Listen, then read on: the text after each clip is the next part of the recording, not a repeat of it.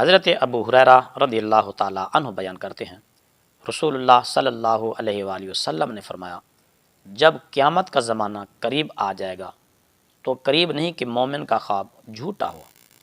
مومن کا خواب نبوت کا 46واں حصہ ہے، اور جو چیز نبوت سے ہو وہ جھوٹی نہیں ہوتی۔ یہ حدیث متفق علیہ ہے۔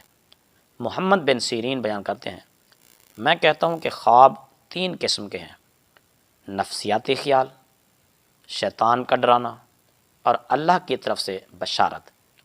لہذا جو شخص کوئی ناپسندیدہ چیز دیکھے تو وہ اسے کسی سے بیان نہ کرے اور کھڑا ہو کر نماز پڑھے۔ انہوں نے فرمایا، وہ خواب میں طوق دیکھنے کو ناپسند کرتے تھے اور پاؤں میں بیڑیاں انہیں پسند تھیں، اور کہا جاتا ہے کہ بیڑیوں سے مراد دین پر ثابت قدمی ہے، یعنی جو شخص خواب میں اپنے پاؤں میں بیڑیاں دیکھے اس کا مطلب یہ ہے کہ وہ دین پر ثابت قدم ہے۔